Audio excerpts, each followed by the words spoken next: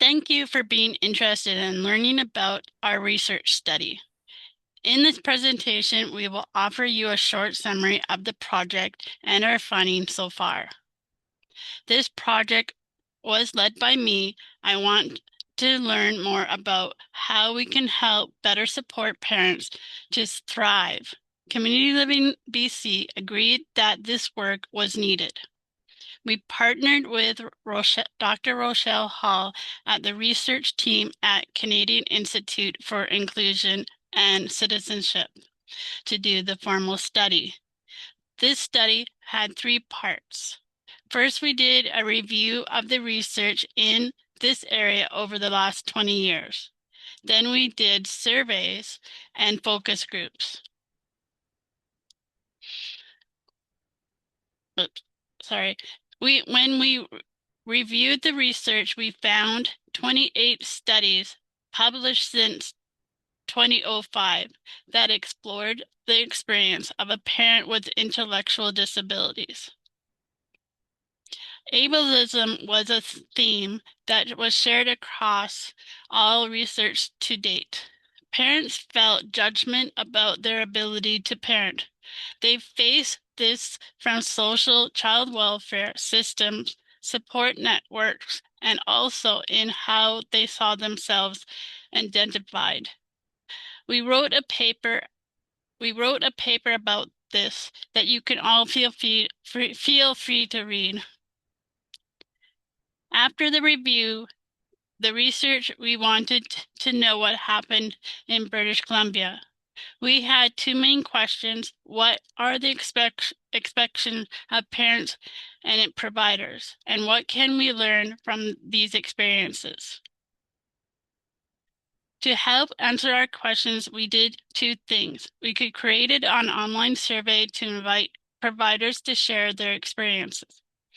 We also invited parents to share with us in focus groups with other parents. 3 focus groups were online and 1 was in person in Vancouver. We heard from 74 people, and 28 parents and 46 providers. Parents did not have to be current parents, but had to have experience caregiving for a child at least at some point. Providers include frontline and leadership staff, and about half of the providers work for CLBC.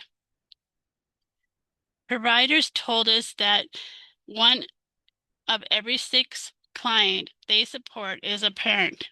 They told us many of these parents have been contacted with MCFD of child welfare concern. Providers agreed that parents are facing judgment about their abilities to parent and the parents' fear of child welfare involvement getting in the way of seeking supports. Parents told us that they have different feelings about pregnancy and parenthood. They told us they felt judged and they did not trust the system to support them. They told us about their strengths as parents and their hopes and advocacy for change and understanding. Parents provided and shared about service need among parents. They agreed that these needs often go unmet. They told us that parents need accessibility information about pregnancy, parenting, money, management, and resource and supports. They told us parents need practical supports like childcare, housing, funding, counseling. They also told us parents need support with mental health, social connection, and community inclusion. They told us that supports need to be family-centered, meaning that they benefit both parents, children at the same time. We learned about barriers that get in the way for good support. Parents' barriers include things like parents' mental health, trauma, history, fear, inclusion, and unmet needs. Providers' barriers include things like lack of knowledge, training, stigma, high caseloads, limited roles, and having specific guidelines or recommendations of practice.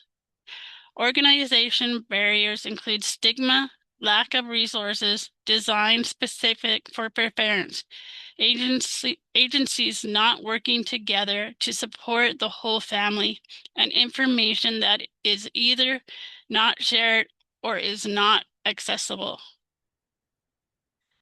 Thank you for your time. We are grateful to participate, and we hope this study will be useful in inspiring positive change. Please scan the QR code if you would like to learn more about this project. We will keep updating the page so we can create more information about what we learn.